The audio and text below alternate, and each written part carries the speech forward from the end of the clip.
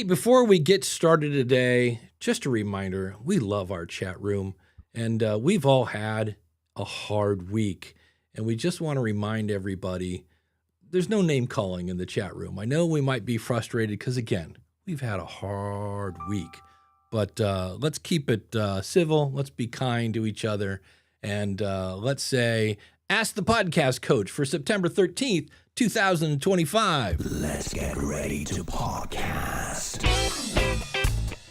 There it is. It's that music that means it's Saturday morning. It's time for Ask the Podcast Coach, where you get your podcast questions answered live. I'm Dave Jackson from the schoolofpodcasting.com, and joining me right over there is the one and only Jim Cullison from theaverageguy.tv. Jim, how's it going, buddy? Greetings, Dave. Happy Saturday morning to you. Always good to be with you on Saturday. And the Loverboy song, Everybody's Working for the Weekend, has never been stronger than it is. Yeah. So thank goodness we got to the weekend. I played that in a band many moons ago. We're here. So, we made it to Saturday. And Mike, if you've seen Mike Reno, I'll give him credit, the lead singer of Loverboy. For those who are like, what's a Mike Reno? He still goes for the high note in Take Me Loose, and eventually gets there. It's not pretty, and it kind of sounds like somebody strangling your dog, but I got to give him credit. But if you strangle your dog, you know what will fix its throat? Oh, yeah, a little bit of coffee. A little bit of coffee, absolutely. I'm out of whack. Hold on, give me a second. I didn't have it ready. Okay, here we go. There you go. And that coffee pour is brought to you by our buddy Mark over at, there it is, podcastbranding.co, because they're going to see you before they hear you. And I've used Mark for a lot of my artwork and anything you need that's going to be public facing.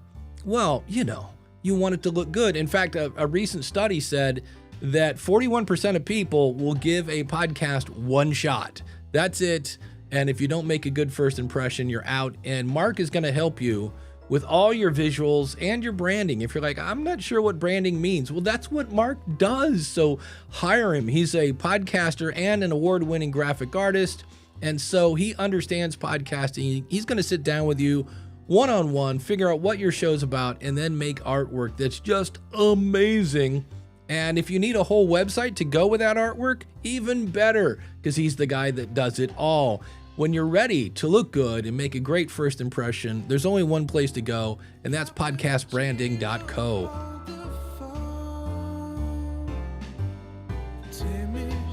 Tell him Dave and Jim sent you. Why would you want to hold the foam? The foam's the best part. Yeah. Big thanks to our good friend Dan Lefebvre over there, based on a true story podcast.com. And as Dan has said in the chat before, no podcast is released before it's time. So this week, still out there, Young Guns 2. If you didn't get a chance to catch it last week, catch it this week. Available for, again, I love Dan's artwork. If you want to get a good look at creativity in the artwork for the podcast, check it out today.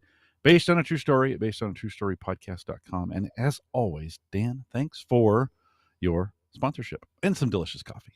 Yeah, he's got a great look. Talk about somebody making a good first impression. Oh, yeah. His artwork is always and it's not a one and done. He does that, he does the album art, the original album art, and he's got his own art for it, his own rendition, his own take on it. A great way of thinking about how to do album art or, even episode artwork creatively. So good on you, Dan. Yeah. I got a fun question here. And I think people are overthinking it a bit. He or she says, help me think outside the box to find guests for my very small new show. Says, I've been reading and following what people suggest here on Reddit for using the guest subreddit and approaching people in my niche to find guests.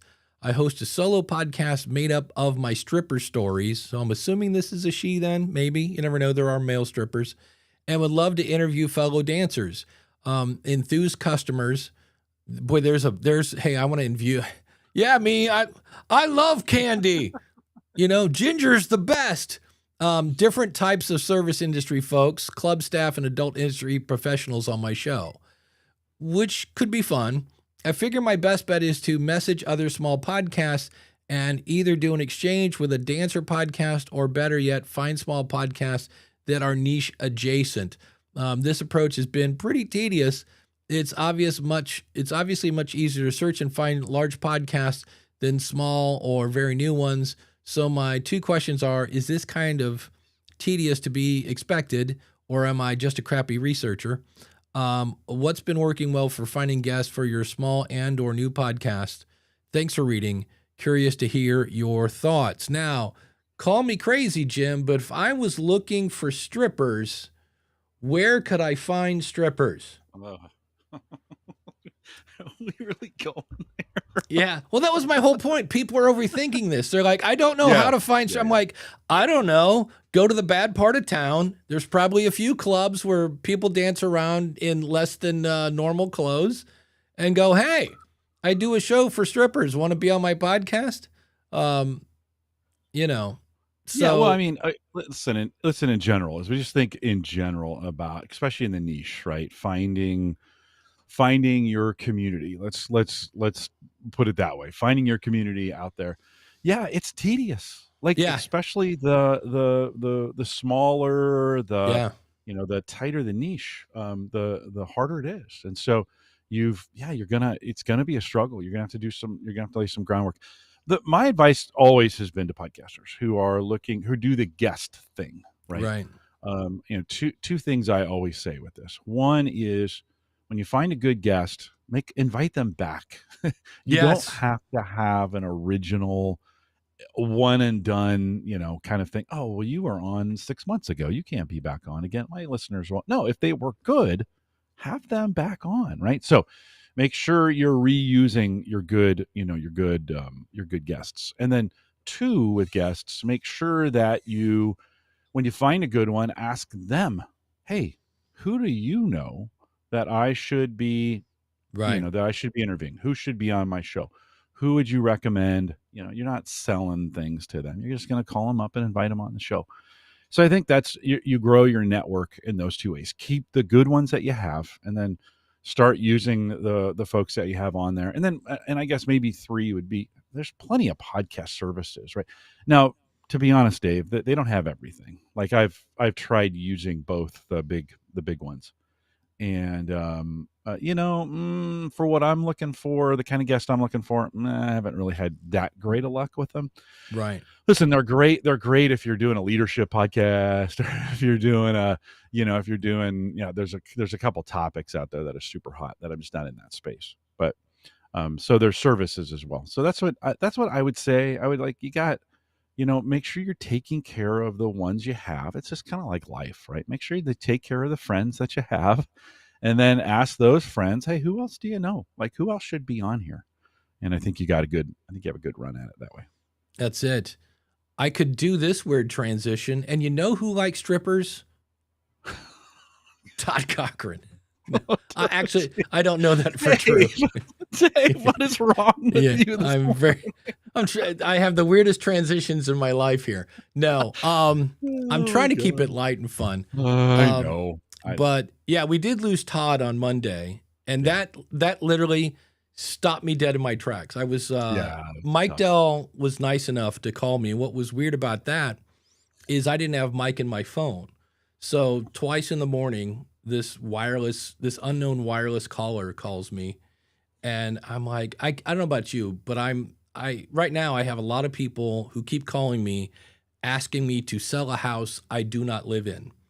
They're like, is this Dave? And I'm like, yeah. And they're like, yeah, I'm calling about the property on Beechwood. And I'm like, yeah, I don't live there, nor do I own that house. So whatever list I'm on, could you please take me off? And they're like, oh, I just bought the list. I don't run it. I'm like, oh, great. Wonderful. And so I thought it was one of those guys, and it was Mike Dell. And he just said, hey, I got some, because it's weird. I was like, hey, Mike, what's up? And he's like, oh, I got some bad news for you. And I'm like, oh, and I literally just stopped walking. I was like, what? No, because I just saw him 3 weeks ago. Yeah. And he had dropped 30 pounds. He looked great. And, I was like, wow, we got lots of questions in the chat room. Wow, that was a very Dave thing to do. Right in the middle of talking about Todd, I went squirrel. Don't get too But it's just one of those things where somebody's there and then they're not. And I guess he had a blood clot of some sort. I don't know what causes blood clots. And, when those things make it to your heart, there's not a, No, or your lungs. or your lungs. This happened to my mom. She had fallen, and then Mm, they put a brace on her knee, and then she flew. When she got off the plane, they took the brace off, and that's when the blood clots were released. mm, She luckily survived it. She was never the same, but that's a tough deal. Yeah, yeah. we think about the contribution that Todd made. By the way, appreciate Todd and Adam and Mike and those Rob guys, Greenlee. Yeah. Rob Greenlee getting That together. there were times at the very end, they played Rob and Todd from the last New Media show. And, so Todd's like, all right, I'm Todd Cochran. We'll see you next week. And then you're like, Right. it just was like, and I'm like, oh, Yeah. that hurt. Yeah, well, you never know, right? You never know what's gonna. That's always the lessons in these, right? We do these things, and you think, oh, I'll do it tomorrow. Well, maybe not, right? I mean, there's Yeah. some good opportunities in thinking, why wait till tomorrow what you can do today if it's that important to get it kind of done. But listen, we have to live our life with planning too. You can't just live. I mean, if you try to you try to just live every day to its fullest, I mean, that's not sustainable either. You No. need rest, you need to eat correctly, you need some of those Well, kinds of things. But I've already lost weight thanks to Todd. good. I was like, okay, Yeah. time to get back on the treadmill. Time to stop eating junk. I think that whole one of the 9 years.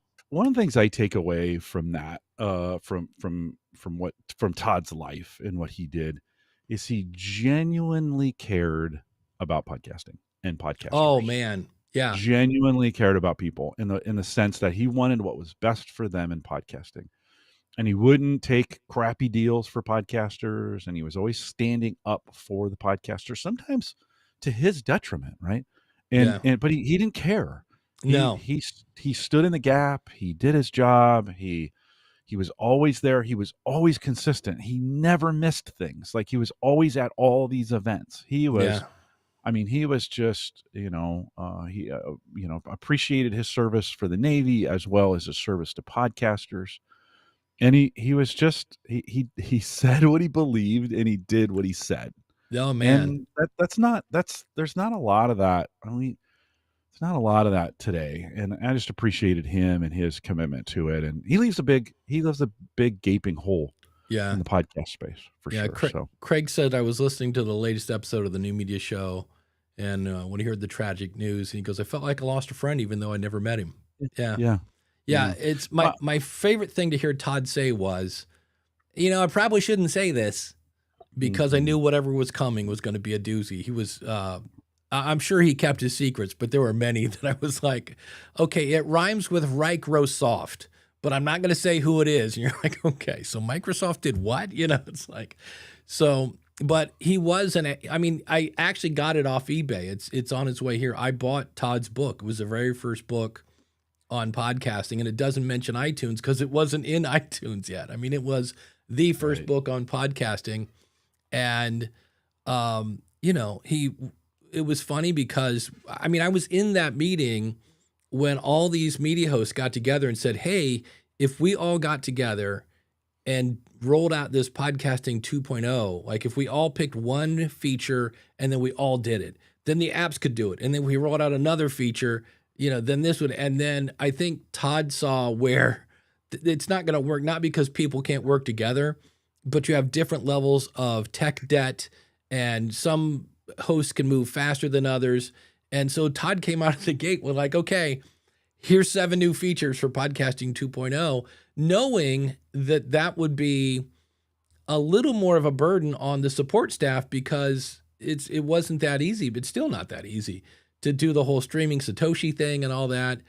He was just the first company that publicly stated, we're raising our prices, and that's not, nobody wants to hear that. But he also, again, was very transparent, said, well, look, I've got a staff that gets health benefits, and, the minimum wage has gone up, and it's like all these things and they haven't raised their prices in 20 years. They hadn't raised their prices, and nobody wanted to move first.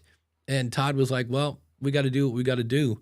So, he did a lot of firsts, Yeah. and was always, we all kind of joke about being an old curmudgeon, and I will take that moniker. I agreed with everything Todd ever said most of the time. There's a fun statement. I agreed with Todd all the time, most of the time. But when it comes to open RSS, me and Todd were buddies on that. But yeah, he's the other thing about Todd is, we're all kind of joking because, Todd was a little rough around the edges, but on the inside, he was, I don't know, what kind of candy is hard on the outside and gooey on the inside? He's like I don't know, an M&M or something. But when you sat down and talked to the guy, nicest guy on the planet, he just at times, a little unfiltered. And aren't we all? But the beauty of that is that was just Todd being Todd. Like he wasn't, and he'd be the first to say that he didn't have a voice for radio. And he in fact, I think James Cridlin played a clip where he's like, look, I butchered the English language. And he's like, look, I'm just some guy that, I did the Navy. And he's like, if I can do this, anybody can do it. And so, yeah, it's, and the other thing that that for me is I think it might've been Gordon Firemark or somebody on about what happens if you die, like what happens to your podcast. And I remember that was like probably 2 years ago, if not more than that. And I was like, yeah, I probably should do something. And then when my buddy Neil Galarte died about probably a little over a year ago, I was like, yeah, I probably should get that in place. And I still don't have that in place. So that's actually one of the things on my if nothing else, I just need to put it's funny because this was my parents' bedroom growing up. And I'm pretty sure my brother could figure out that if Dave has a will, it's going to be in that closet on the left-hand side, because my dad would remind us every time we went to his house, hey, like he's nowhere near dying. It's like, just so you guys know, in that closet and he'd make us, here's the box. And I'm like, okay, so I'm going to put whatever I have there so my brother or whoever can figure it out. But it's one of those things we need to figure out. So there you go. Well, Todd the Gator says, which makes sense. Todd was like a Tootsie Roll. Yeah. Kind of crunchy, but, sweet and gooey on the inside because he cared about everybody. He did.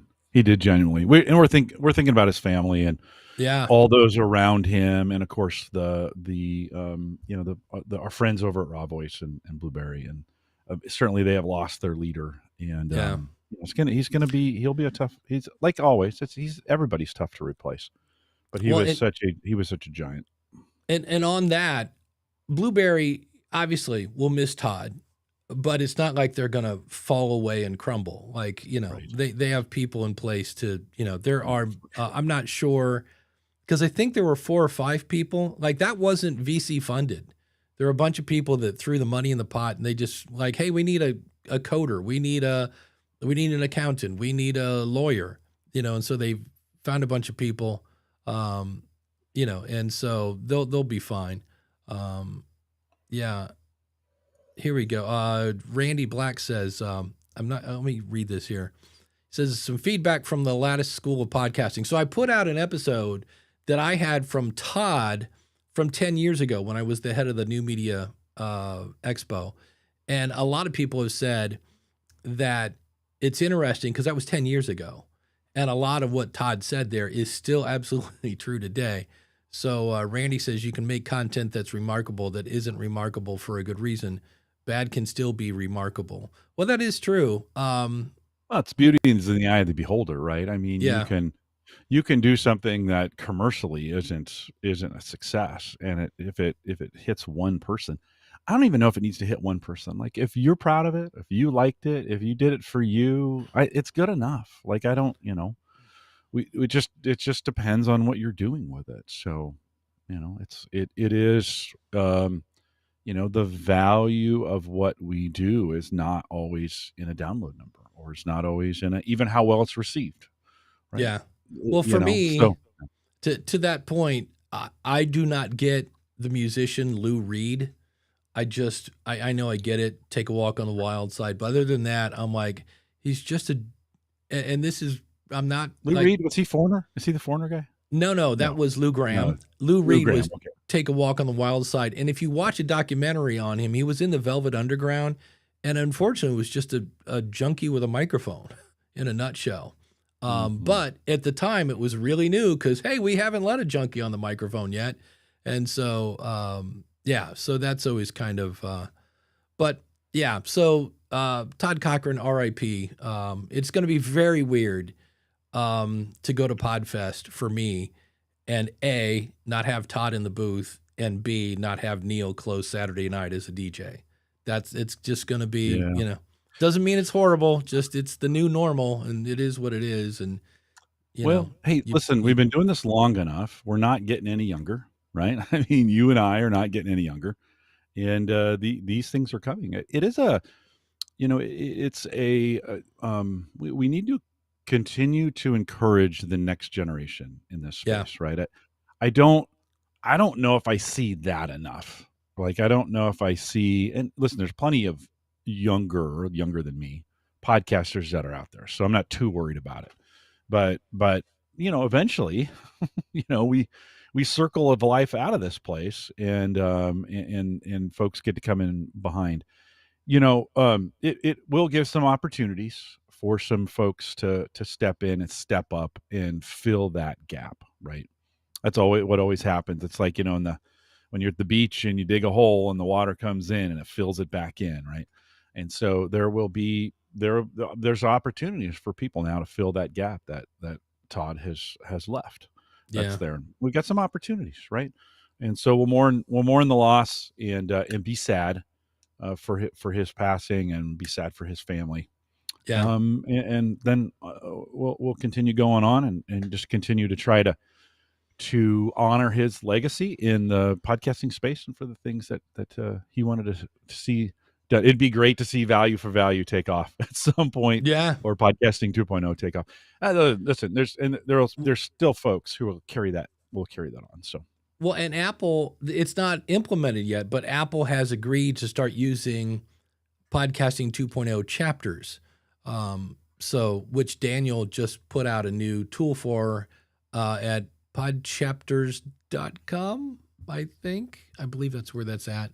So if you're using somebody like, I don't know, Libsyn, that doesn't do chapters, podchapters.com is a new thing that what's cool about it is it does the 2.0 chapters, but it also embeds, like the old school way of doing chapters was to put it in the MP3 file, and it does that too. So you're covered in both ways. So so that's the 2.0 thing is slowly being adopted. So that's probably partly due to Todd and Jason over the whole that little board thingy that they put together. I want to say it's the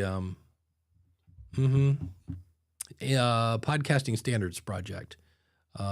Jody said, what happened to Neil? Neil followed, or both Todd and Neil just had massive heart attacks, just like boom. And Neil was 59 and Todd was 61. And as someone who is 6.0, that scares that makes me wet my pants just a little bit. And again, that's why I've been walking around the neighborhood a lot this week. So it'll be interesting to see where, Jody says I've been testing Daniel's new offering, and it's great. Yeah, it does a thing where it will, according to Dan, because, Buzzsprout does this, Captivate does that, and Daniel is saying his AI, and it looks really impressive, will go through and make maybe a little better chapters. Right now, I've been using Buzzsprout's, like I just turned on everything they have, and they basically behind the scenes, they have Auphonic leveling it out. They call it magic mastering, but it's really just Auphonic. It's just built in. And Auphonic has like an remover. And so now Buzzsprout has an remover, and it doesn't remove, like I usually go through Descript, but now what I do is I basically, take the file that we get done here. I chop off, because there's usually like a second and a half of me going, is it recording yet, at the beginning?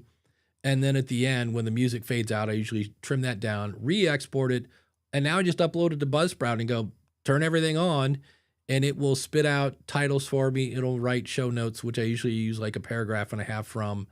And then I swap out the featured supporter of the month or the week, and it just kind of does everything for me. And I've listened to the last couple episodes, and yeah, it's not as, like, I used to take out more than just ums, but the stuff that's in is, in my opinion, okay. There's nothing really too crazy. So it's fun how these new tools are getting better and better, and, you know, makes it easier and easier. We did have some questions from the chat room. So Stephanie says, what are your thoughts on all the recent email services prices changing?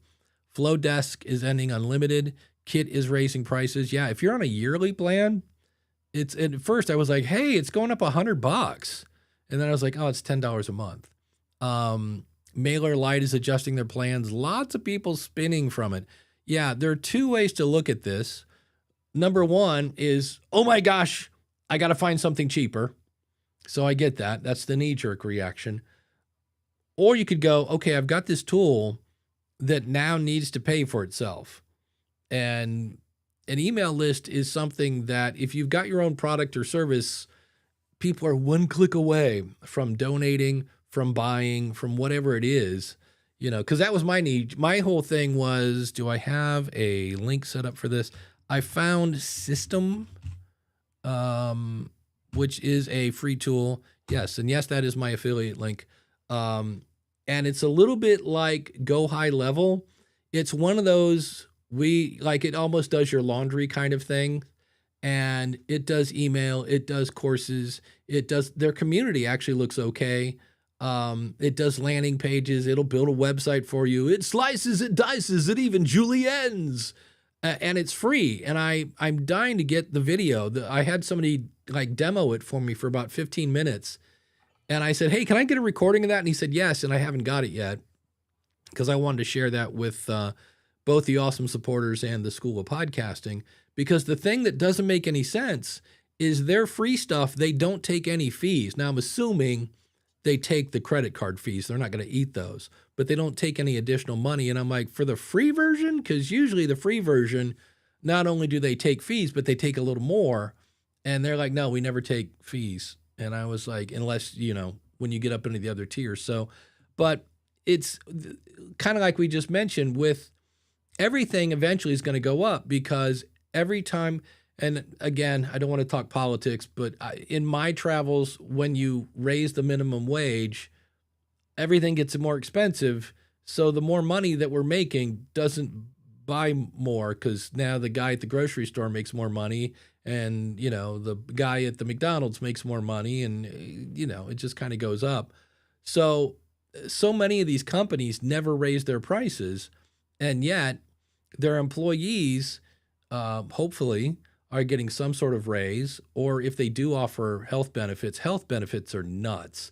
I mean, I know every year it's like, we're doing all we can, but, you know, your monthly payment for your health benefits is going up, you know, whatever. And when you multiply that by, you know, 10, 50, 100, 200 people, you know, if you're in a company like Gallup, like Jim, it's a huge number of people.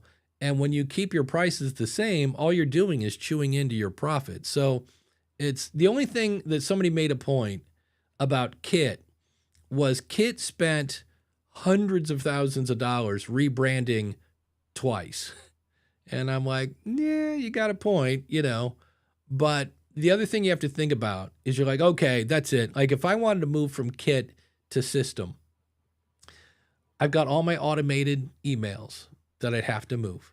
I've got all my tagging, all that automation stuff. And you have to ask yourself, is the time I'm going to spend to learn the new system, to set back up all the automations, is it all worth saving, you know, $4 a month or $10 a month? And eventually, you know, if they keeps raising it, it does. But, you know, things are going to go up. That's just the way it is. So, but it is funny because I'm right there with you, Steph. It's kind of like, ooh, is there somebody cheaper? And I'm like, well, maybe I need to learn how to use my email. If you go to, let me get it here. I've been researching and I'm now part of one of her groups. Growthinreverse.com is Chanel, And what Chanel does is, I was listening to her story, and she would spend like 30 hours a week writing a newsletter. And I was like, what? But you ended up with information that you couldn't get anyplace else. And what she was doing is just, there's not much on her website. It's just, hey, sign up for my newsletter. So if you wonder, how do you grow a newsletter? Well, you have a page where the only thing there is, well, you're either going to join my newsletter or you're going to go away. But she studies people that are successful, hence growth in reverse. So she goes and finds somebody who's doing things successfully and then reverse engineers and goes, wait, how did they get this to work? And so I met her at CEX in Cleveland and was like, that's kind of cool. So I don't know, Jim, anything on your end going up? Any tools? Oh yeah, I have listen, everything, especially on the enterprise side. Yeah, you had StreamYard. Yeah. Oh yeah. For sure. Yeah, we've got it. Like John Jabengo in chat was saying, he needs to probably put a spreadsheet together of everything that he's spending on podcasting. During these times, it's as we get close to the end of the year, it's not, I was going to say probably a good idea, because that's the way I say it all the time. No, it is a good idea to start getting, start figuring out where you're at from a taxes standpoint for next year. But two, what are those things that you're paying for, and are you getting all the value that you should out of them? Because it's, sometimes we add and we add and we add, and then we forget, and you're like, oh man, I was paying for a subscription that I'm not really even using anymore.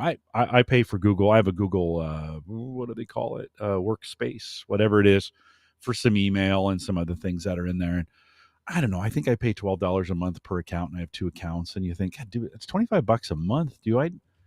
For email, right? Now they haven't raised their price yet, but it's coming.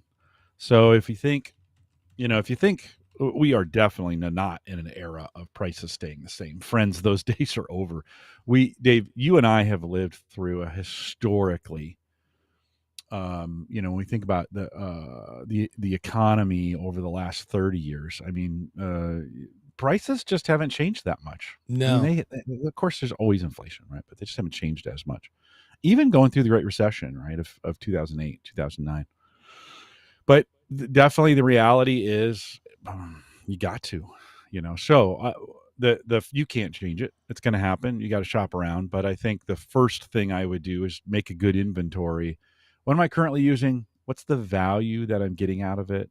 How do I measure that value? And then is there an ROI on it? And you don't always have to have an ROI on something, right? You can do something because you like it, and that's okay. But it would be a good opportunity right now to kind of start that process. You could really get 2 things done at once, and start getting ready for your taxes too here at the end of the year. So it's never too early to start thinking about those things. Yeah, I was trying to find, I'm in a tool I use, and there's no way I can screen share without either A, showing how much I make at Podpage, or I'm like, so I can't do that. But I use a thing called Monarch Money.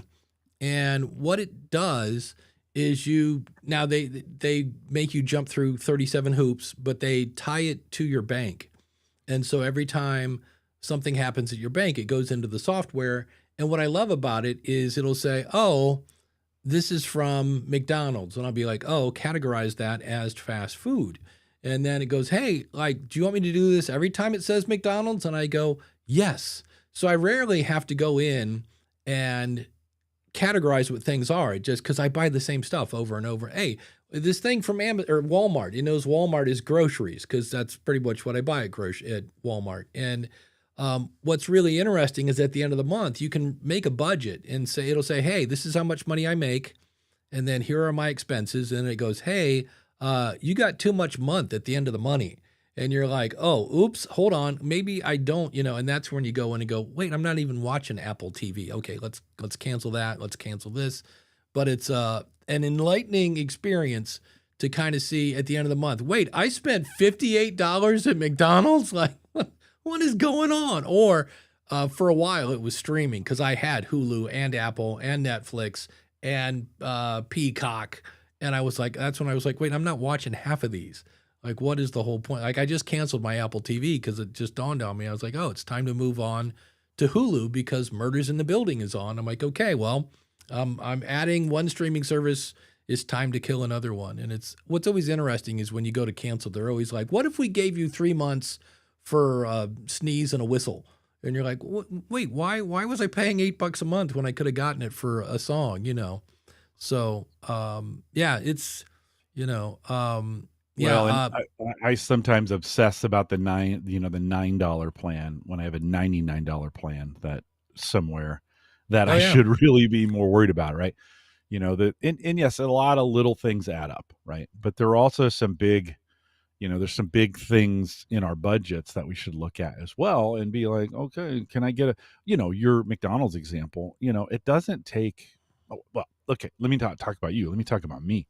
We have a cafeteria at where I Oh, work, and I can get breakfast and lunch there. And it's super convenient. You just walk in and tell them what you want, and they put it on a plate, and it's delicious, right?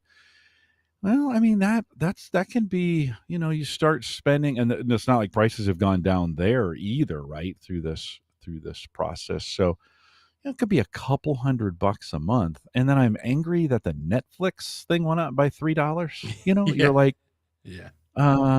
Jim, Well, there may be some areas in your own, take the log out of your own eye first before you go after the speck in your brother's eye. So I think it's that way in your budget. It is like, hey, yes, there's little things, and a lot of little things add up over time, but there may be some big opportunities for you there to make a change, and they're worth looking at. Oftentimes, they're sacred cows, though. They are, you've got, oh, this is my thing. Like, I don't mess with my thing, whatever that thing is, right? Or especially in this era, in the podcasting era, and I think Danny was talking about this, that you start on something for free, and you may not even be using it for the most yeah, part, but then the price goes up, and you're like, well, I don't want to not do it. I want to do it, but I don't want to not do it because it's been around for so. StreamYard was in this for me. I mean, I've been on the $10 StreamYard plan forever, and when it yeah. was like divorcing. Like I like StreamYard, and Well, I was like, oh, I don't know if I can use it for my, yeah. for everything. Jim John says it's Yeah, an internal conflict. He goes, yeah, StreamYard does everything I need, but it's it's good. $750 a year. It I'm is. trying other streaming platforms, but they're just not StreamYard. And that's when it works. Like we used StreamYard for years and never had a problem, never lost a recording. And I tried Riverside. For the record, Riverside is, how I always say it's the best thing ever. And then they change something and everybody hates it. And then they fix the bugs and then everybody loves it, except it doesn't do this one thing. We are definitely in a everybody hates it area with Riverside. I used it for the first time over the last couple of weeks. The very first time I used it, it kicked my guest out a minute and a half in. The second time I used it, I had a horrible echo. And I'm like, okay, I'm just gonna hang here till they fix the bugs. But yeah, Danny makes a good point. The price increase at Kit is 35%. Yeah. That's a big jump. And it did make me, that's when I was like, I found out about this system tool. And the problem I think with system is it is a jack of all trades. And the thing I like about Kit, and it's funny because I still call it Convert Kit and probably always will be, is it does email. Like that's what, now they've added some things where you can do, you can receive money, you can sell products. So they're kind of getting into the jack of all trades, but I do like the fact that they do email. But I was looking at what I use it for and can I do that on system? And I was like, because system's $17 a month if you're paying for it for I think 3,000 subscribers or something like that. And I was like, And I did see that I need to verify this. I think if you buy a year of any plan at System, they will move your stuff for you. And I was like, oh, now you removed the time barrier. So I just have to, it's just, it's one of those things where it always seems that, there's always one thing better. No matter what you move to, you're like, oh, I should have, Yeah. that whole Yeah. 9 yards. Stephanie says, can you add multiple accounts to Monarch? Yeah, I have, I don't know, 3 checking accounts and a bunch of stuff there. So, and my PayPal, if you wanted to, you could tie it to PayPal. So it's pretty slick. I got that when, I forget what I was using. I've used Dave Ramsey's money thing, and it was not bad, except it would not stay connected to my bank. I was constantly like just reconnecting. So, Ralph says Intuit Simplify. I've heard of that one as well, which is part of, the whole QuickBooks family over there.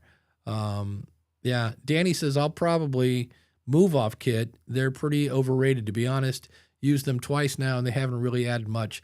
It's one of those things. All I have it do in terms, I like the fact, they make landing pages, which is fine, but I could make up my own landing page in WordPress if I wanted to, or Podpage. They do have a thing when somebody signs up now for this, let's, like right now I have a thing. It's a content checklist. Like, hey, is your podcast growing? Here's a checklist you can go through. Make sure every episode has, a couple of these in it. And that got a few people signing up. And when you sign up for that, it tags you as a potential podcaster and adds you to my welcome sequence where you get to learn about Dave Jackson and why you should buy his stuff.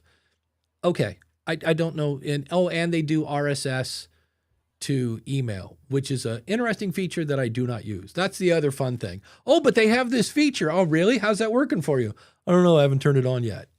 A lot of times I'm very guilty of that. Oh, look at all the cool feature sets. Which one of those are you using? That one. I did that a lot with guitar stuff. I bought an amp that can sound like anything, and then I had 3 sounds. It was clean, dirty, and really dirty. That was it. It's like I can get 1 million sounds out of this thing, and I'm using 3. So it's kind of tricky with that.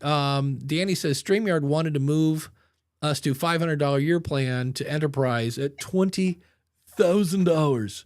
Yeah, when you say enterprise, you better hold on to your wallet. Jim can probably attest to that more than I can. Yeah, for sure. And I'm glad Danny said this. I always hear Danny talk about this platform, and I always forget about it. He's using Boomcaster. He says it's an excellent platform, and their streaming options really came on this year. So I trust Danny, and so that's one I always want to try. See, now Jody's having a great time with Riverside. I love Riverside, use it for all my interviews, but I also pay a producer to keep an eye on the tech. Yes, that's always fun. Yeah. And then John says, Riverside looks amazing on paper. I want to use Riverside if it just did what it's supposed to do. And the guys at Buzzsprout brought this up. It is amazing that Riverside and Squadcast are 2 companies that in theory do one thing, remote interviews. And yet if you watch Reddit every 3 months, they suck at that one thing. You know what I mean? It's like, can't you, and why do they suck? Probably because they added this other new feature that isn't really exactly part of remote interviewing. It's editing or it's whatever, or they added a calendar tool or whatever. Not your core thing is recording that interview, and they kind of, drop the ball on that.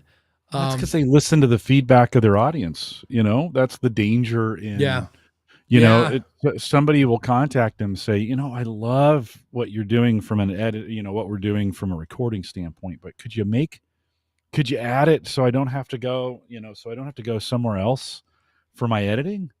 And then they're, yeah, this would be, it's competition, right? And then all of a sudden you have all this bolted on technology that doesn't work. I still say God bless Riverside, because they have no idea what they're getting into when it comes to hosting. Because I had somebody this week, they're like, hey, I want to embed my player from Podpage into this other website. And I'm like, well, number one, Podpage is not a media host. We are a website. Well, that's our lane. We just integrate with everybody.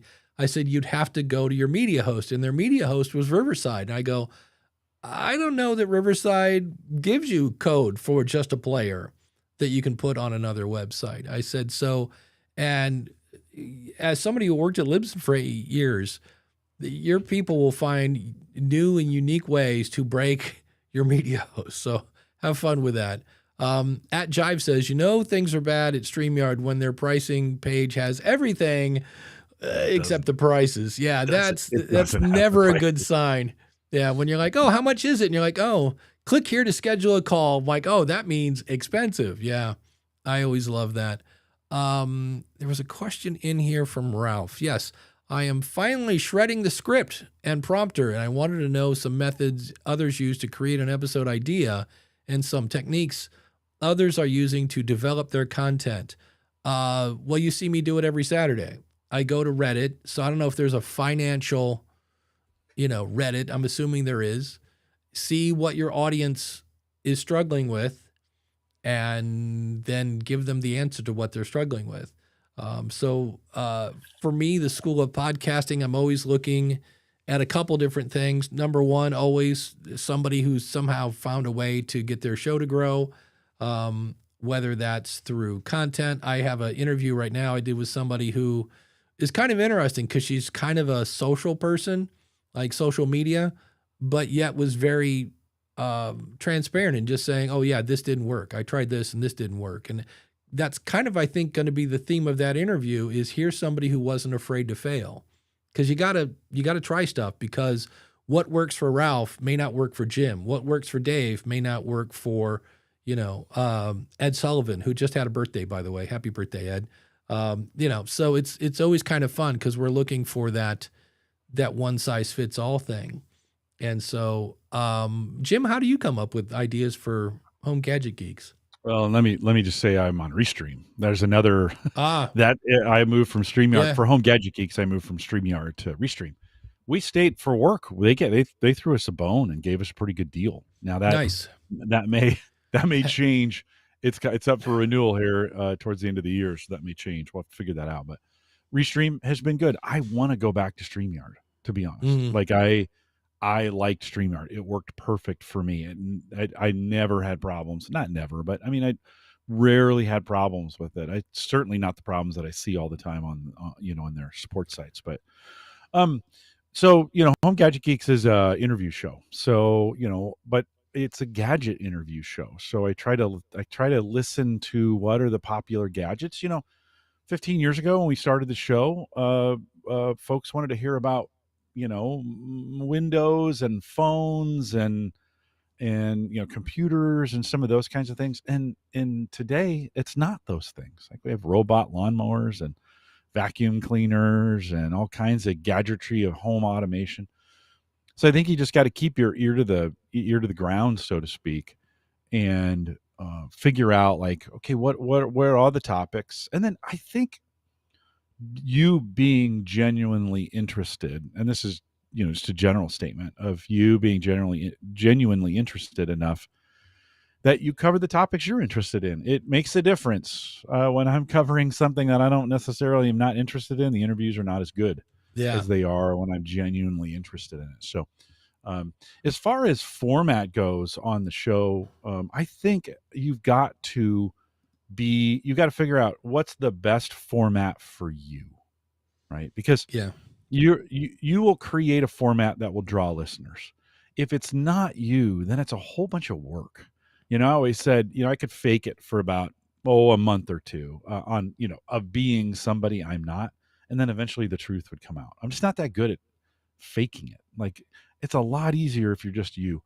So I would say pick a style that fits your talents, right? Pick a style that takes the best of you and puts it on display. And then I just exploit it. Like make sure once you find that area that you're really good at and you really enjoy, then do it for longer than a week, right? You've got to start attracting people to it. You got to start bringing people in. You got to start finding people who will appreciate that style, Now, listen, I'm not a big Howard Stern fan. Lots of people love Howard Stern. I cannot take his interviews. I'm not his core audience. There's gonna be people who aren't gonna listen to you, right? For whatever reason, it's just not gonna happen. But Howard is Howard. He doesn't. You're getting exactly who Howard Stern is. Where with Ryan Seacrest, right? I mean, Yeah. there's incredible talent there, but you never know. Is that really Ryan? Like, Right. you just kind of don't know. So be yourself, right? Create a show structure that works great for you, and then build things around that. That would be my advice. We have some good questions. Ralph was saying to this, he goes, no, I have the topic idea. I'm talking about the actual crafting part. Yeah, So, yeah. opening hook. Did you know that such and such? Wait till you hear the blah blah blah. Welcome to the show. This is where I help your audience, whoever that is, do whatever it is they're trying to do, so they can benefit, however they benefit. I'm Ralph. Today we're talking about this, which is what you just hooked about. Get to the topic as quickly as possible. Explain what to do, how to do, what to do, something that's going to deliver value. And at the end of that segment, either A, you're ending the show because it's one topic per show, or you use your ending voice, which kind of sounds like this, right? Transition music on to the next topic. And then you do the next topic with a little hook. Did you know that, swallowing saliva over long periods of time will cause, brain cancer? Whatever it is to get people to go, wait, what? And then you do your thing, and then you do your ending. And then at the end, somewhere in there, you could do a call to action. You don't have to do them at the end. Like, hey, buy my free book. It's good. Honest, I will ship it to you. Buy my free book. And by the way, where can I find my free book? Here it is. Here's the website, the website, the website, the website, the website. You want to be saying your website a lot. And then at the end, your call to action. I know you just did it 3 minutes ago, but that last call to action and the last thing they should hear is probably your website. And that's it. It's the reason people say this is because it's true. Tell them what you're going to tell them. Although now I would change that into hook them into what you're going to tell them, then tell them, and then tell them what you told them. Sometimes you have to remind people of the value they just got. Don't go crazy on that, because I've heard people do the show twice. They're like, hey, and today, I don't know if you knew this, but 1 + 1 = 2. And then they're like, what did we learn today? We learned that 1 + 1 = 2. Because if you take 1 and you add it to another one, it gets 2. So 2 is what happens when you add 1 and you're like, okay, I got it the first time.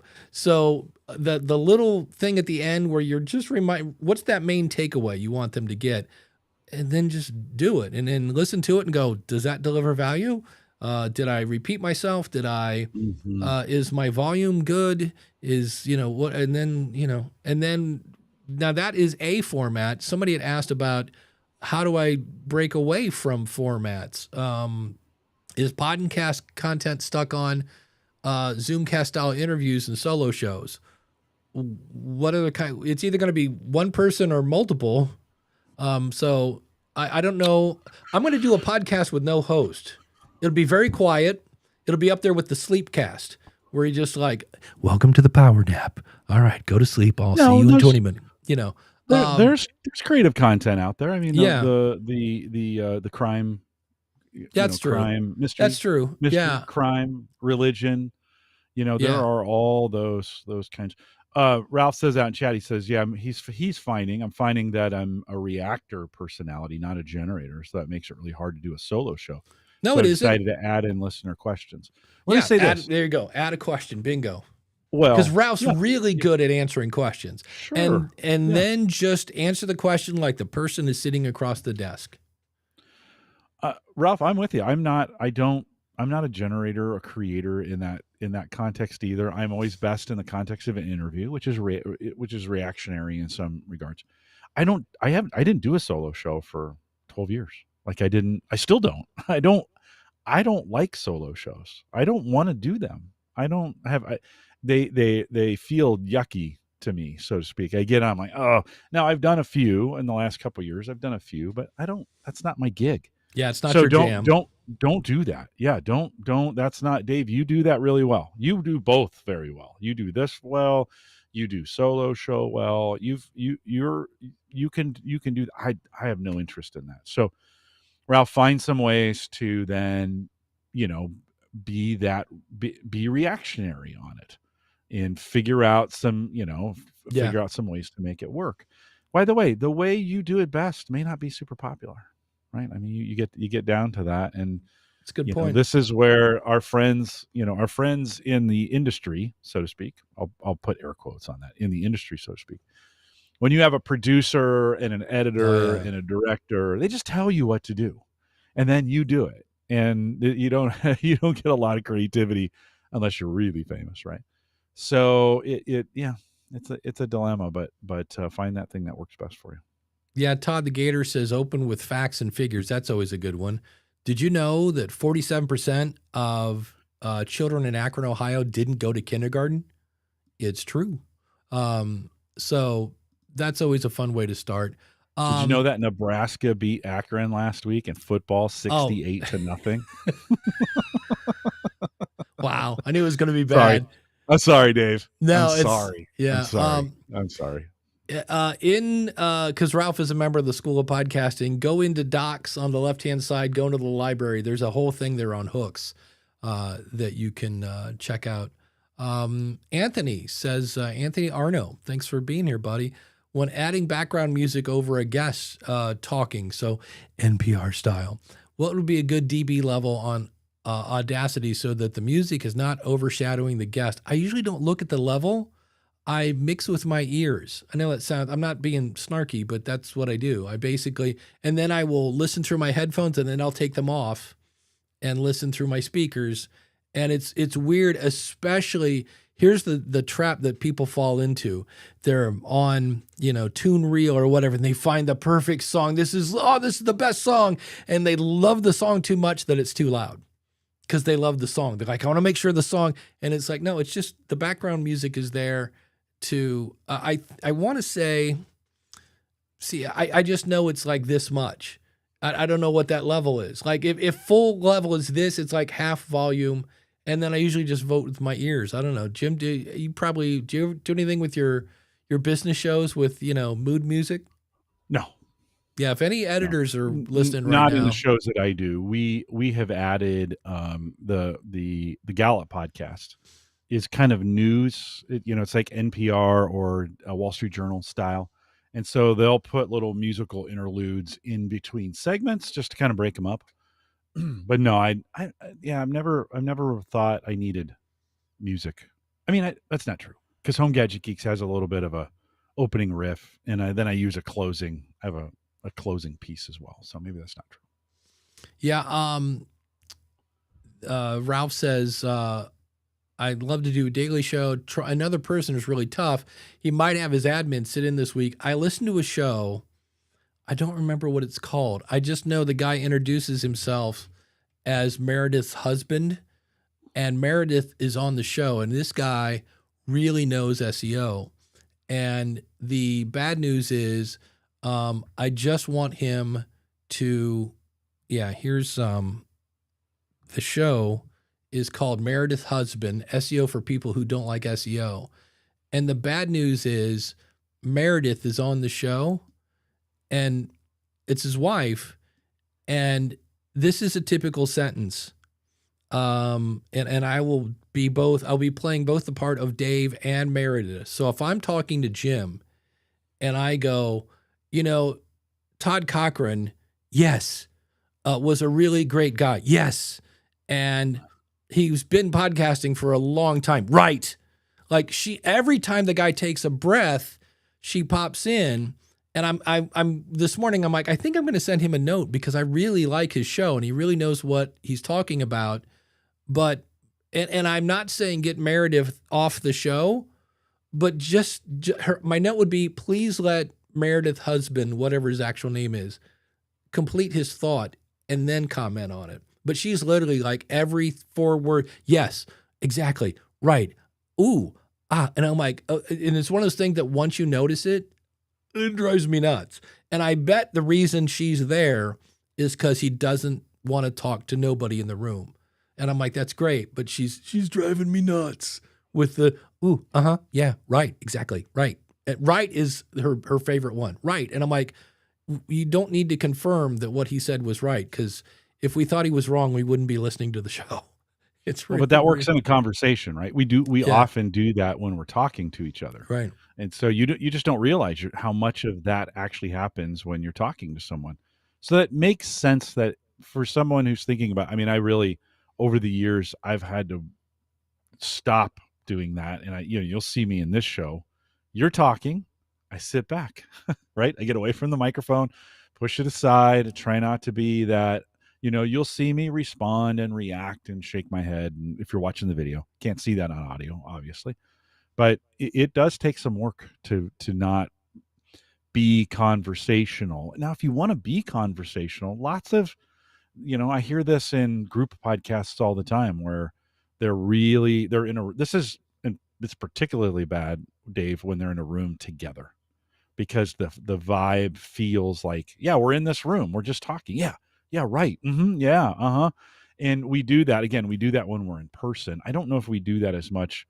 It's easy for me to take a step back, push the mic away, allow you to have the time to speak and the things to say. So I think maybe the dynamic is what's causing that, of them probably being in the same room. I would imagine when they do that podcast, Yeah, right? Don't you picture them looking at each other and they're having? I think I've done some interviews that way, and yeah, they kind of take on that feel because that's what we do. Those are normal conversations when we're in right. person. Yeah. Yeah. Um, at Jive says, I recall the podcast of two Swedes reading the IKEA catalog. I'm looking for stuff like that, inspired by that Devo documentary. Yay, Devo. Where are they from? That's right. AKRO. I don't know how to do that. ON. Where are the weirdos in Don't hurt yourself. Yeah, exactly. Dave threw out his back. What was he doing? He was trying to do an N. It didn't work. Feels like everything is plateaued. I do agree that it seems like I haven't heard a show where I'm like, oh, that's way different. It's either, like you said, solo, interview, NPR There's style. still a lot of weirdos out there. I mean, Oh, there's definitely to use weirdos. to use that term Right. kindly. In right? a loving, kinding, yeah. Yeah, no, I mean they're still out there. You just got to they're obscure. You got to track them down. They're not going to be as popular, and maybe they will be. But you gotta use some of those discovery tools. Dig in on that. This would probably be a good place for AI, to be honest with you. Have a conversation with one of the AI assistants, so to speak, about tracking down some podcasts like that. That might thought about doing discovery that way. That might work for you. Yeah. Try. Ralph says, I think Rush Limbaugh, he used to speak to some guy named Bo Snerdley, and it just worked. Yeah. Oh yeah. Yeah, I find myself getting into performance voice, and that's what I'm trying to shed. Well, there's performance voice. Like I talk a little less energy when I'm actually off a mic, but the problem is if you're like, I remember once I was working with a client, and when he went into mic mode, he was way up here. Like he was holy cow, like wow, he was obnoxious sports guy kind of guy, and he wasn't doing sports. I'm like, all right, well, let's give it a shot. He's like, okay, yeah, I'll give that a shot. All right, everybody, what's going on? I was like, literally like, whoa, where's that coming from? And the problem is if you make everything up here, like this is the point I'm trying to make because it's important and doggone it, you need to understand this point and you never bring it back down. Then if everything is accented, nothing is accented. If everything is slow, then nothing is fast. So, and the other problem you run into that is, you know who else talks like this? Brothers and sisters, I'm here. And all of a sudden you're not talking to me, you're talking at me.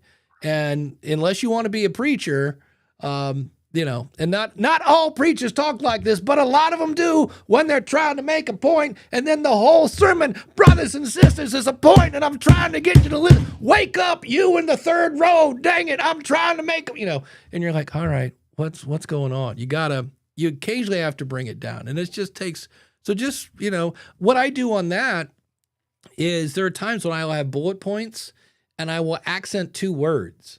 Like just to this is where I really want to make a point. Like make a point for one word and go that route. But just, yeah. John Germango, shut up. Yes. We have a lot, back to the volume thing. Randy Black, I always duck the audio down about -9 or -12. Yep, sounds about right. Jody Krangle, from the Audio Branding Podcast says, I use the music. My voice is now sore. Maybe I shouldn't scream for a minute straight. I use the music created for me by my podcast intro and outro, which is a full song segmented, behind my intro. Yeah, I mean, it really does come down to somewhere in here. I think I have, yes. So here is some music. And it's just a matter of like, now I hear it in my headphones, it's behind the scenes, but if I keep turning it up, we're close now. The other problem you have is you have musicians that are going, is that A minor and a C?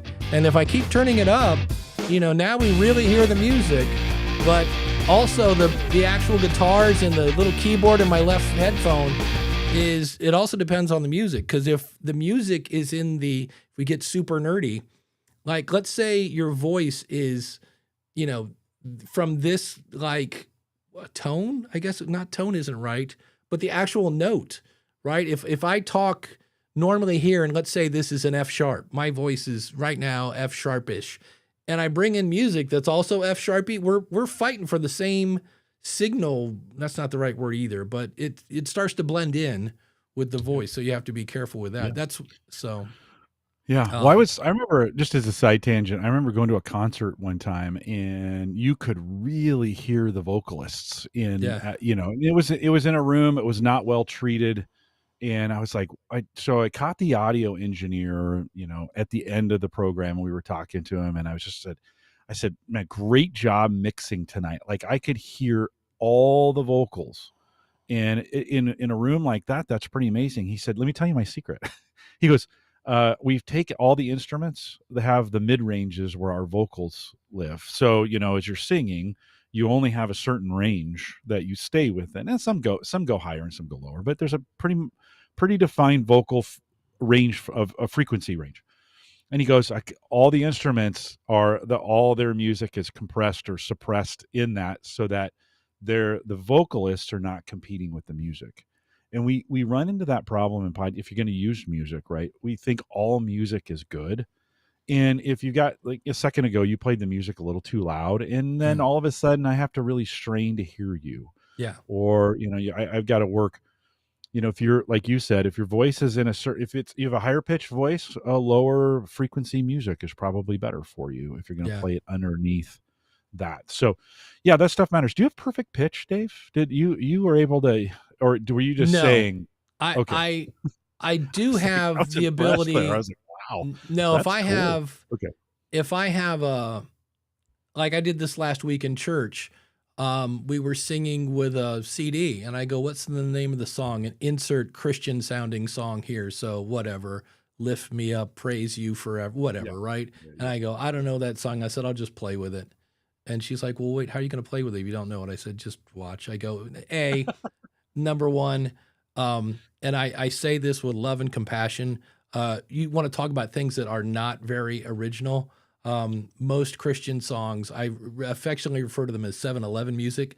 It's the same same 7 words 11 times, and it's usually 3 chords tops. And then on the fourth verse, we're going to go up a half a step. So it's once I find, and it's a matter of like, and also if it starts on a piano, it's probably in C. If it starts on a guitar, it's probably G or E, or, they're just, it's, whatever, 40 years of playing the guitar, I kind of know that. And so, and that's, to me, it's fun. I used to do that because even before cassettes, the only thing I had was the radio and vinyl. And so I would just turn on the radio, and like whatever came on the radio, I would figure out how to play, which works really handy when you're playing in a bar and somebody comes in and wants to play reggae, and you go, I got 0 reggae chops, and they play it anyway. I mean, when I was at Podcast Movement, we knew we were going to play one song, and we did that. And then they went into another song before I could get off the stage, and I had to go over and stand behind the piano player so I could see his left hand. Then I could like, okay, we're in F. And once I knew we were in F, there's only so many places you're going to go in a song. There, if you look at the Ed Sheeran case, when he plays like 7 songs and they're all the same exact chord progression, every 50 song was it was all the same song. So, but my favorite music trick is, if we go back to this, is when I'm making a point and all of a sudden I really want to get your attention, and that's why you don't do that. When the music drops off and you're like, well, where'd the floor go? And you make your point. That's the point. That's always a fun trick to do with music. Danny says, for most podcasts, consistent background music doesn't work and is distracting. That would be me. I'm like, please don't do that, because I'm going, wait, is that a C minor seventh? Like that's I'm picking apart the music, especially if it's too loud. That's where that. As for doing a solo show, John Jamango says, I use bullet points instead of scripts. It keeps you on point, but it doesn't sound like I'm reading. That just takes, it's like anything else. It takes practice. And right now he says, NoteJoy has become my favorite app to make show scripts. I drag and drop audio and video clips into the Note.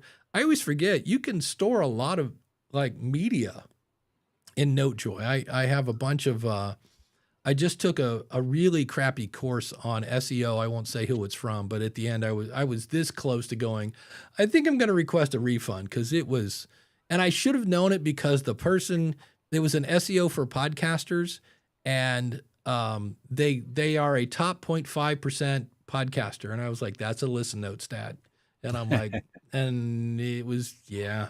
So, but let me hold before you go to our awesome supporters. Let me wrap up the conversation with this. If you're gonna riff, if you're gonna get in there, bullet points, whatever, just be aware. Right. This is the danger of riffing, so to speak.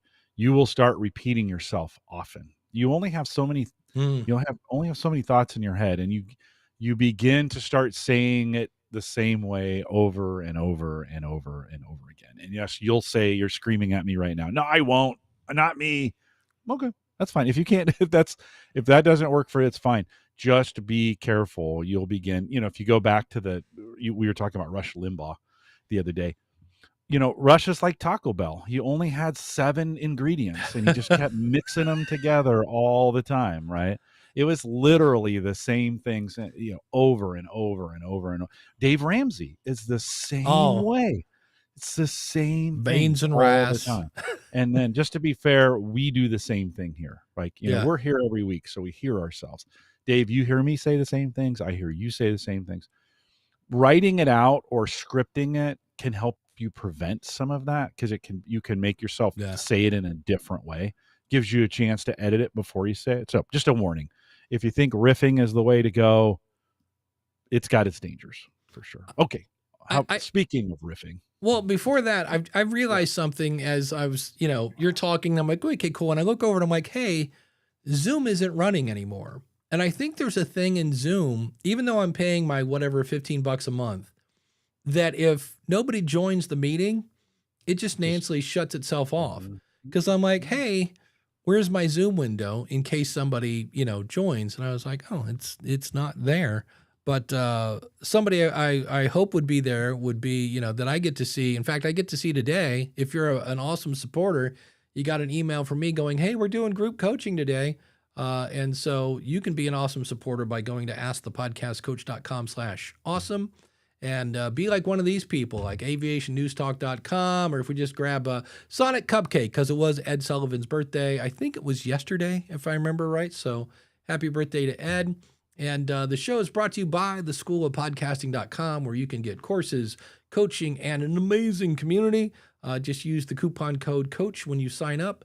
And if you go, Dave, I've already got a podcast, well, then come see me over at podcasthotseat.com, where you get honest, constructive feedback. But wait, there's more. That's right, a free month at the School of Podcasting, because there might be something you missed. You never know. Check it out, podcasthotseat.com.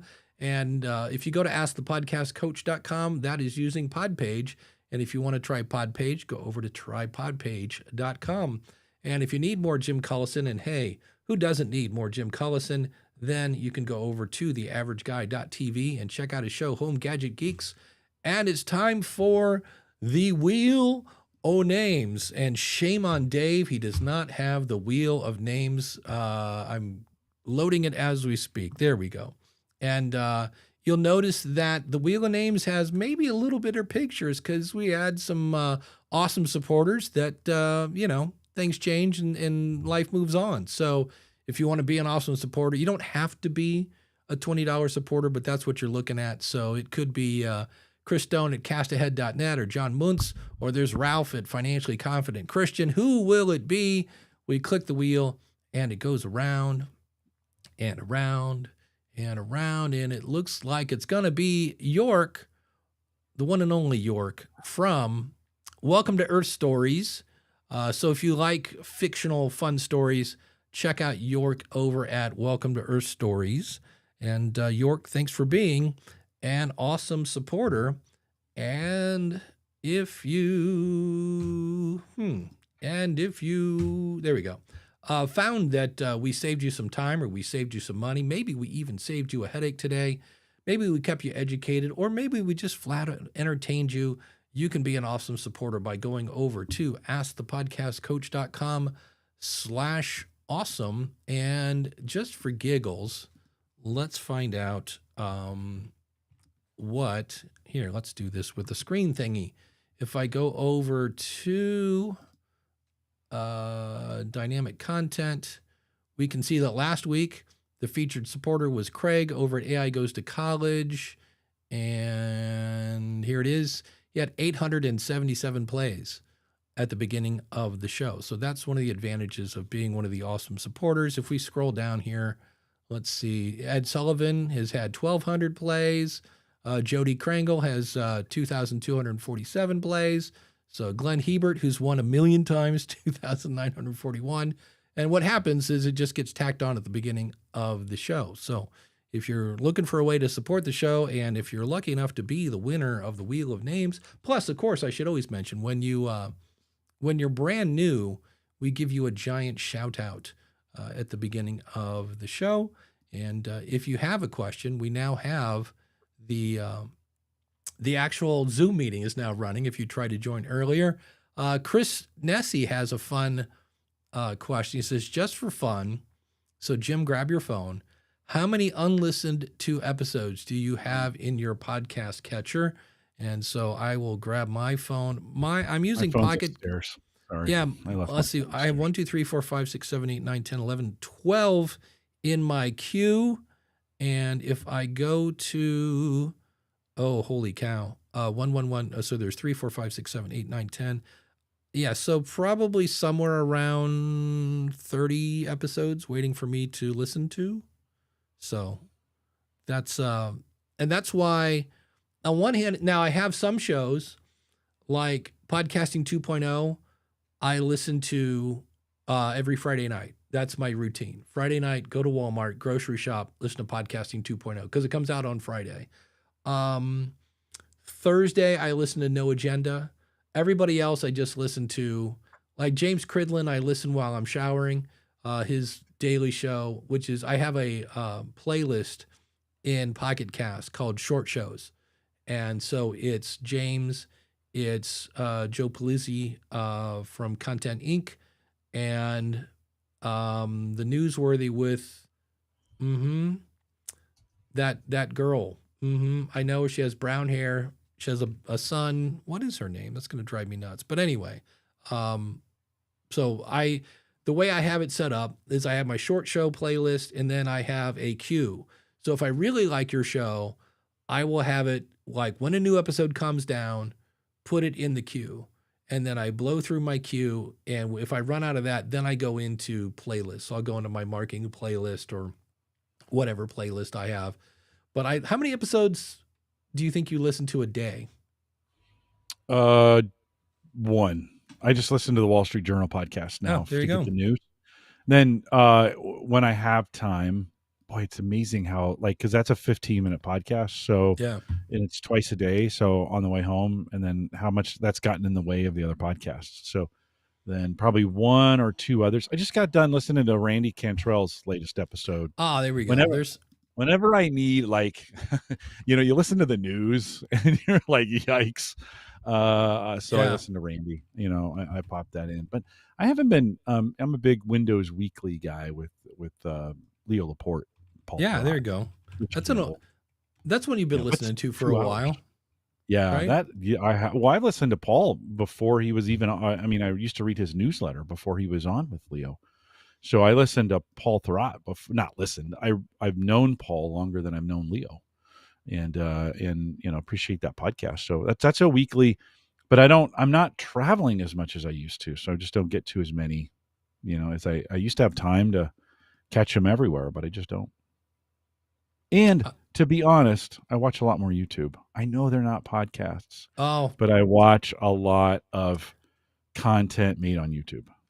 At lunch now, because I use a Gcast to stream, because my internet or my TV service is YouTube TV, and so I used to have the Amazon Fire Stick, and it was getting a little old in the tooth, and I kept having to reboot it. So I bought a Gcast, and because it's a Google device, it comes with a YouTube button and a Netflix button, which I thought was odd, but nonetheless. And when you hit YouTube, it goes, "Oh, did you want to go to YouTube TV or YouTube?" And I go, these days we're going to YouTube.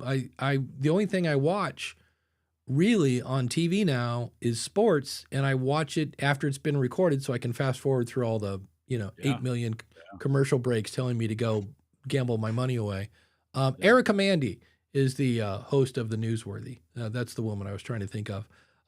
But the fact that it has a YouTube button, I'll go over and I'll throw some chicken thighs in the microwave to heat up, and while that's heating, I grab my remote, I hit YouTube, and what I really like, and it's kind of weird because YouTube doesn't remember what I was watching in the bedroom, which is kind of annoying, or in my office. Like if I'm watching whatever, Jeff C.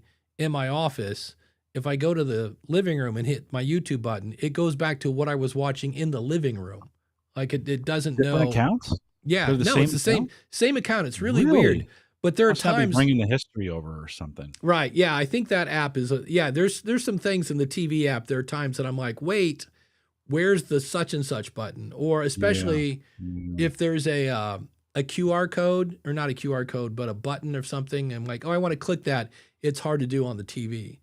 But there have been times when I will have Jeff C shows on for my lunch, and I'll watch, whatever, 15 minutes of it, and I'll hit stop and go back. And if I don't finish it or whatever, I'll come back the next day, hit my YouTube button, and there's Jeff C, and talking to Connor and the gang, and it just picks up right where I left off. So it's kind of annoying that it doesn't pick up where whatever I was on YouTube, but there are times when I say, oh yeah, I was watching that yesterday. Totally forgot to finish it. So, but yeah, I watch a lot more YouTube on my TV. So when you see that stat, that's partly me. I definitely watch more YouTube now than I did even 6 months ago, just because I'll give you an example. And it was a little too nerdy for me, but Rick Beato does this great channel about music and the music business. And he got to interview the guitar player from Pink Floyd in that guy's studio. So information you can't get anyplace else. I've never seen Dave Gilmour's studio. And then the fact that he occasionally would pick up the guitar and play. And it was like an hour and a half. And I'm like, this is so not a Jimmy Fallon interview on The Tonight Show, where it's like, okay, I heard you, Jim, I heard you had a funny, vacation story. And Jim's like, yeah, my kid fell down in the tent zipper and blah, blah, blah. And you're like, okay, and roll the clip. This was like to the point where I'm like, wow, I'm a guitar player, and this is a little too nerdy for me. Like they went super deep. And I was like, I think this is why YouTube is YouTube. Like if you want to do a serious deep dive into stuff, it was really, really kind of cool. So, how about you? Do you watch more? Well, it sounds like you watch a lot. Oh, of it's all YouTube. It's all YouTube. Yeah. Yeah. Huh. It's just easier. I don't know. For me, it's just easier. So, yeah. And I have it's a great way to follow, I have some YouTubers that, would never say they're podcasters. They say they're YouTubers.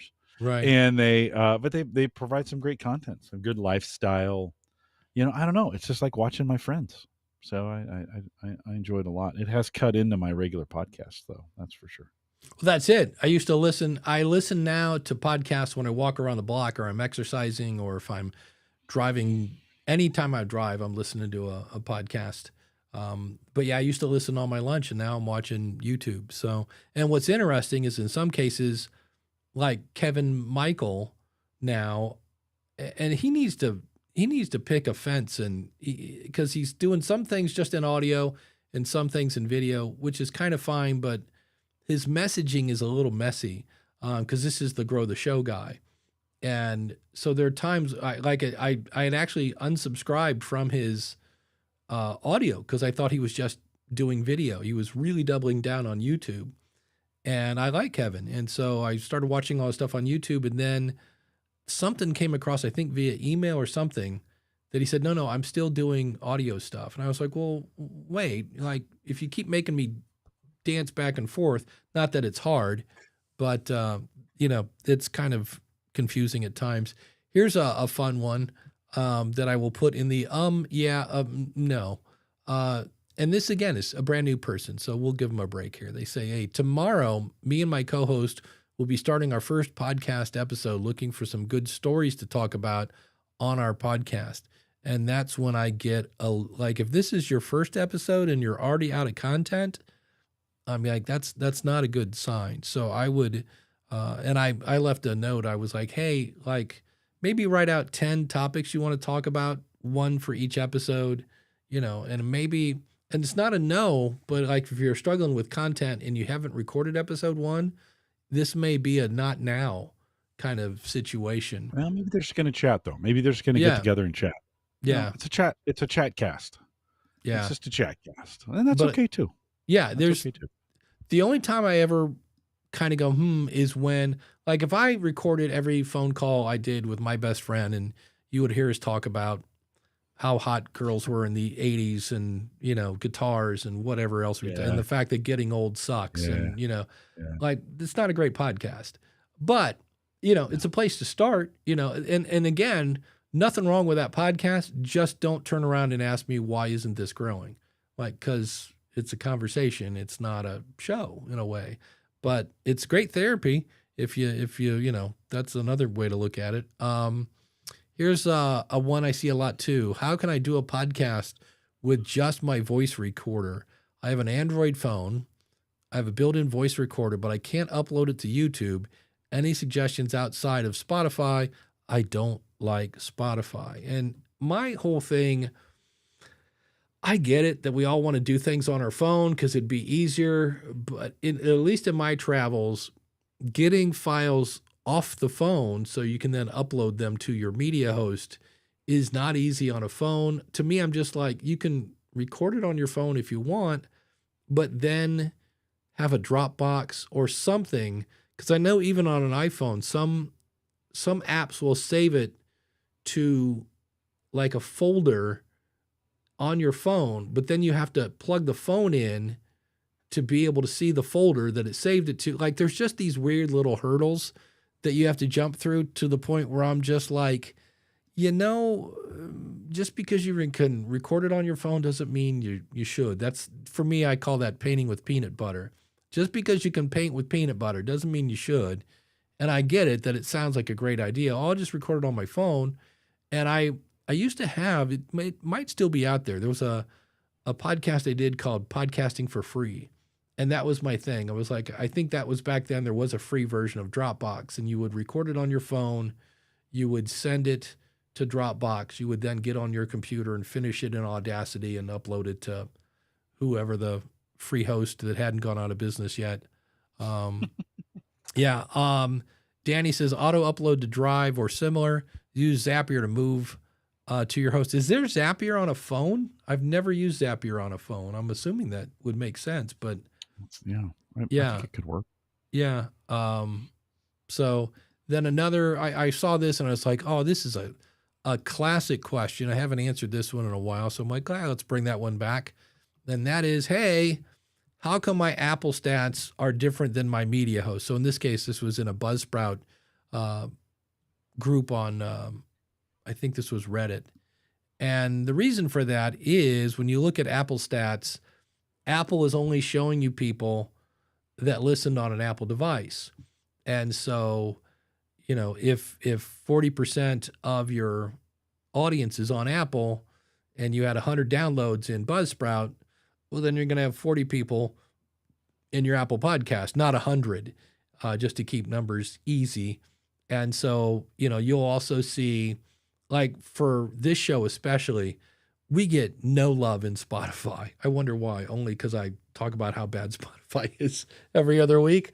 But the only show I've ever had do really well in Spotify was the Podcast Rodeo Show, where it would get like 3 figures downloads in Spotify. Everything else, it's like 12, 13, 6, maybe 20 every now and then, but I've never been big in Spotify. So consequently, the numbers in your media host, whether that's Captivate or, Blubrry or Libsyn or whoever, those are always going to be different than what you see in, your stuff. So with that one, we will hit the music and ask Jim what's coming up on Home Gadget Geeks.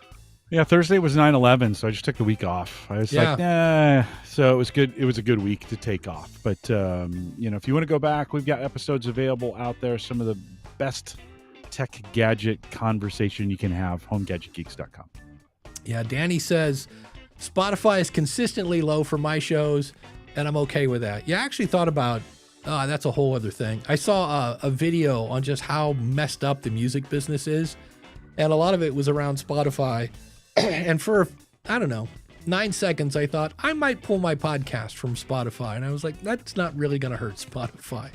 It hurts my listeners, both of them that are using Spotify. But on the School of Podcasting, as I mentioned earlier, I interviewed a person, bringing her on because she's kind of a social, how to use social. She has a bazillion people on Instagram. And we talk about how do you get people off of Instagram to your podcast. But also, I think the biggest lesson I got from her is she's not afraid to try anything. And if it works, it works. If it doesn't, she moves on. So that's coming up on the School of Podcasting. I was going to do part 2 of how to grow your audience, and it dawned on me that a lot of that is my talk that I'll be doing at the Empowered Podcasting Conference, which is coming up next week, I believe, or the week after. I know it's less than 10 days away in Charlotte. So I might put that one on pause for a bit until after I get back. But thanks to the chat room.